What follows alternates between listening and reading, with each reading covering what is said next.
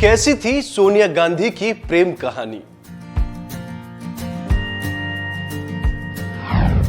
Proposal के बाद क्या था रिएक्शन? कैसे ताकतवर नेता बनी सोनिया गांधी?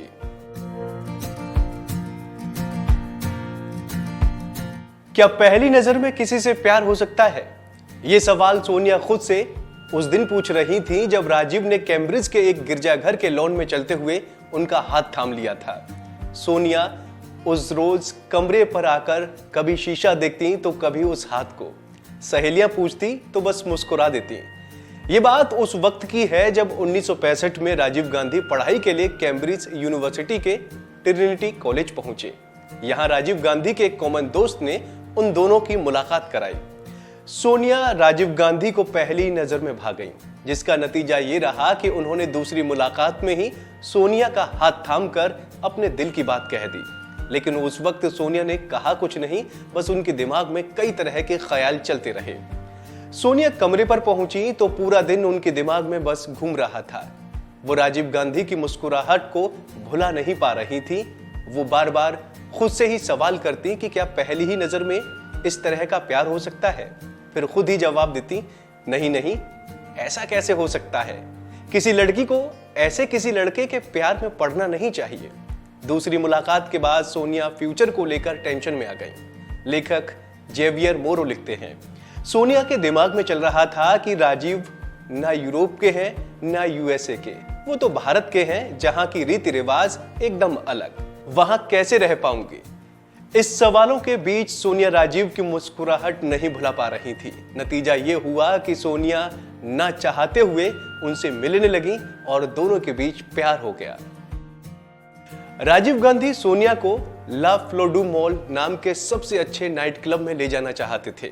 उनके पास इसके लिए उतना पैसा नहीं था।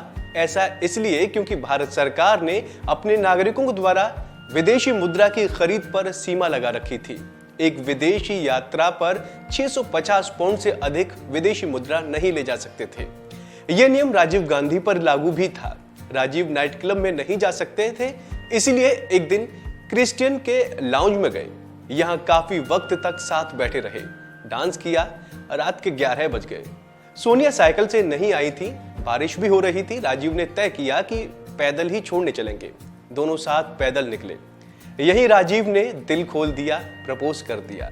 सोनिया ने प्रपोजल को मुस्कुराते हुए स्वीकार कर लिया। शादी के बाद राजीव गांधी ने पायलट के रूप में अपना करियर चुना, जबकि उनकी मां देश के प्रधानमंत्री और उनके छोटे भाई संजय गांधी मां के साथ राजनीति में सक्रिय थे।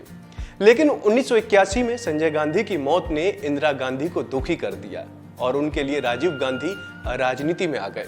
सोनिया गांधी खुद भी नहीं चाहती थी कि राजीव गांधी राजनीति में आए, लेकिन वो उन्हें रोक नहीं सकी। इसके बाद 1984 में इंदिरा गांधी की मौत, राजीव गांधी का प्रधानमंत्री बनना और उसके बाद खुद राजीव गांधी की मौत ने सोनिया गांधी को भावनात्मक तौर पर राजनीति से दूर कर दिया। लेकिन वो ज्यादा साल तक राजनीति से दूर न रह सकी और अपने परिवार की विरासत को बचाने के लिए 1997 में कांग्रेस में आ गई और उसके एक साल बाद कांग्रेस की मुखिया बन गई। सोनिया गांधी के नेतृत्व में 2004 के चुनाव के बाद संगठन की सरकार बनाने में सफल हुई। इसके बाद से उनका यूनाइटेड प्रोग्रेसिव अलायंस यानी यूपीए पर भी खासा दबदबा रहा और उनके नेतृत्व में साल 2009 में यूपीए ने एक बार फिर से सत्ता संभाली और गठबंधन ने लगातार 10 सालों तक सत्ता में बने रहने में सफलता हासिल की। लेकिन सोनिया गांधी ने 2004 में देश के प्रधानमंत्री पद को ठुकरा दिया था, लेकिन वो गठबंधन की नेता बनी रही और नेशनल एडवाइजरी काउंसिल की भी प्रमुख रही। अपने करियर में सोनिया गांधी कई परिषदों की प्रमुख रही हैं, जिनमें सूचना का अधिकार, फूड सिक्योरिटी बिल, मनरेगा जैसी संस्थाओं की प्रमुख रही। 2004 में जब उन्हें प्रधानमंत्री पद का प्रस्ताव दिया गया तो उन्होंने विदेशी मूल के नागरिक होने के कारण विरोध झेलना पड़ा।